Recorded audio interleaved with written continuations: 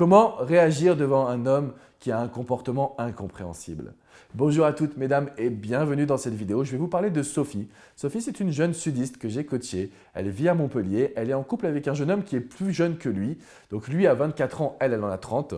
Forcément, elle a envie de s'engager. Elle a envie de vivre une relation qui soit épanouissante, qui soit stable et surtout, elle est assez fusionnelle. Elle a rencontré ce jeune homme pour qui elle est tombée amoureuse et elle se rend compte aujourd'hui que lui ne s'investit pas comme elle le voudrait.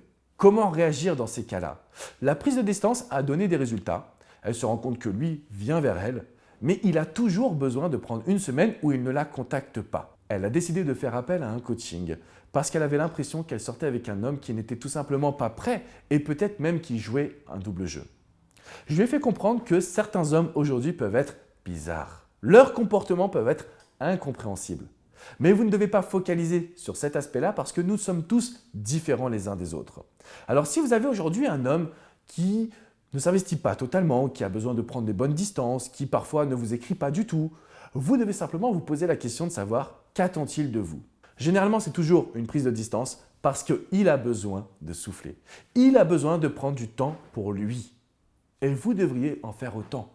Parce que si vous concentrez tout votre esprit sur votre relation, c'est que vous avez forcément relâché vos passions, vos amis, vos sorties, bref, votre vie personnelle. La distance dans cette situation est forcément nécessaire parce qu'elle va vous permettre à vous de vous reconnecter à ce que vous êtes, à vos valeurs.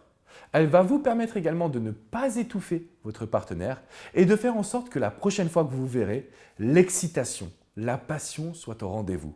Ce qui est important aujourd'hui, ce que vous devez comprendre vraiment, mesdames, parce que je sais que vous avez tendance à être dans une relation hyper fusionnelle, même parfois à être trop l'un sur l'autre, c'est que la passion, elle s'entretient grâce à la distance. Plus vous allez avoir des situations où vous communiquez moins et plus vous allez avoir du plaisir à vous revoir. Vous allez avoir de l'excitation, de l'envie et c'est ainsi que vous allez pouvoir construire une relation stable. Mais attention, attention mesdames à ne pas être une bombe à retardement. Parce que comme pour cette jeune demoiselle que j'ai coachée, comme pour vous toutes au quotidien, vous avez tendance à emmagasiner des émotions et un jour ou l'autre, vous craquez parce qu'il ne vous a pas écrit, parce qu'il ne vous a pas appelé, etc., etc. Et quand on craque, on en devient à être négatif. C'est-à-dire que la faute sera sur vous. Je veux absolument aujourd'hui que vous soyez capable de mettre la communication au premier plan, mais de ne pas craquer sous le poids des émotions. Vous allez pouvoir construire une relation formidable à partir du moment où vous comprendrez que cet homme qui est en face de vous, cet homme que vous aimez, est tout simplement différent des autres. Différent également de la société, peut-être de 99% des hommes. Mais c'est lui que vous aimez, alors prenez votre temps. Si vous avez la moindre question, n'hésitez pas à me la poser dans les commentaires. Je me ferai un vrai plaisir d'y répondre. Je vous dis à très bientôt pour une prochaine vidéo. Mais avant toute chose, abonnez-vous à ma chaîne et recevez toutes mes vidéos en exclusivité. Ciao, ciao les amis!